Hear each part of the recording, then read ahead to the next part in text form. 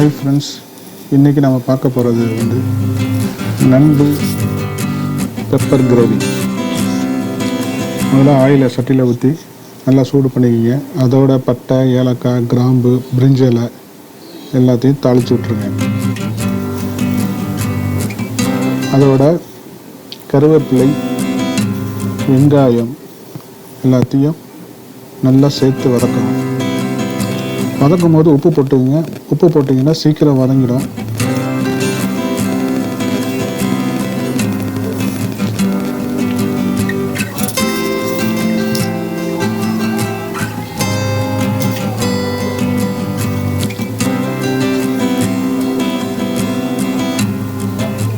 நல்லா வெங்காயம் வதங்கின பிறகு தக்காளி, பச்சை மிளகாய் இதோடு சேர்த்து இதையும் சேர்த்து வதக்கணும்.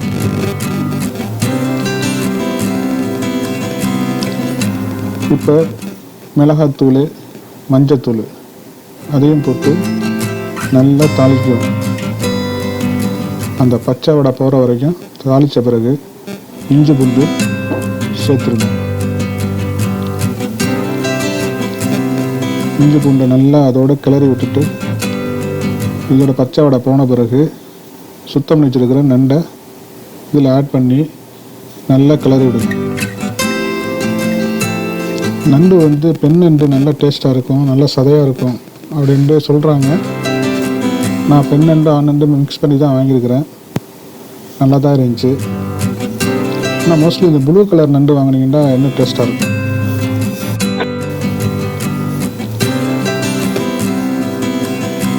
தூள் பண்ணி வச்சுருக்கிற பெப்பரை இதோட சேர்த்துருங்க.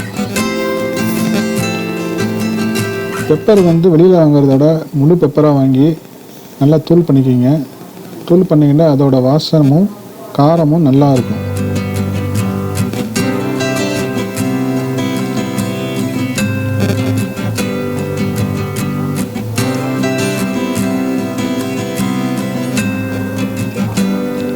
ஒரு 10-15 நிமிஷம் அது நல்லா வேக விட்ட பிறகு இப்போ மற்ற மசாலாவை ஆட் பண்ணலாம். ஜீரகத்தூள், கொத்தமல்லி தூள், மிளகுத்தூள் இது மூணையும் இதோட நல்லா சேர்த்துருங்க. நல்லா சேர்த்து கிளறி விட்டுருங்க. இது வந்து இந்த குழம்பு வந்து நல்லா சுண்டணும். சுண்ட தான் உங்களுக்கு சுவை அதிகமாக இருக்கும். தேவைப்பட்டால் கொஞ்சம் தண்ணி ஊற்றிங்க, இல்லாட்டி தண்ணி ஊற்ற தேவையில்லை.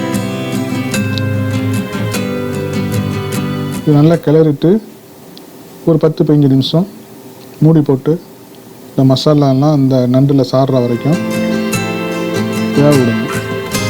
மீடியமான ஃப்ளேமில் வச்சு வேக விடுங்க. இந்த சமயத்தில் நீங்கள் உப்பெல்லாம் செக் பண்ணிங்க. உப்பு கம்மியாக இருந்துச்சுன்னா உப்புலாம் போட்டுக்கலாம்.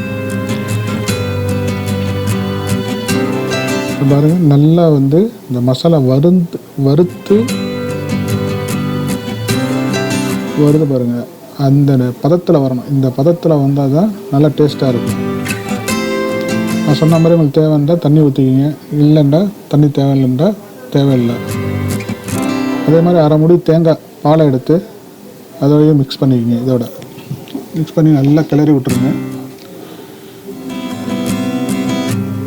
பார்த்தீங்கன்னா இப்போ இந்த வாசனையே கமன்னு வரும்.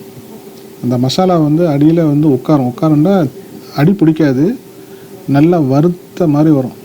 வறுத்துட்டு அப்படியே பிறண்டுக்கிட்டு வரும் இந்த மசாலா. இப்போ பார்த்தீங்கன்னா நல்லா செம டேஸ்ட்டாக இருக்கும்.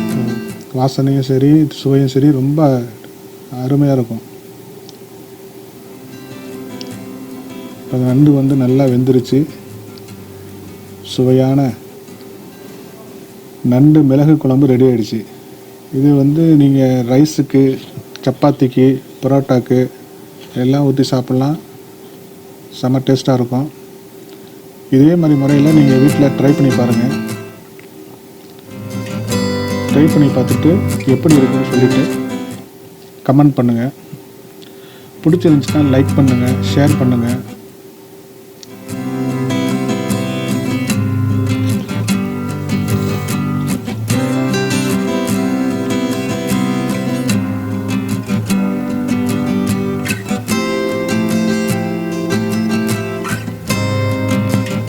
மறக்காமல் சேனலை சப்ஸ்கிரைப் பண்ணிடுங்க.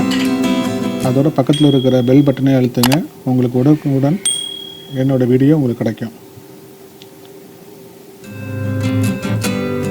இது மாதிரி வேறு பிளேட்டில் டிஸ்ப்ளே பண்ணி மேலே மல்லிக்கீரை நறுக்கி கார்னிஷ் பண்ணிவிட்டு அப்படி பண்ணிங்கன்னா பார்க்குறதுக்கே அவ்வளோ அழகாக இருக்கும், சாப்பிட்றதுக்கும் செம்ம டேஸ்ட்டாக இருக்கும். நண்டில் வந்து புரத சத்து அதிகமாக இருக்குது, நல்லா சாப்பிட்லாம். இப்போ இதில் மெழுகு வேறு அதிகமாக போட்டிருக்கிறனால உடம்புல இருக்கிற சளிகள் எல்லாம் இதை அறுத்து எடுத்துகிட்டு வந்துடும். தேங்க்யூ.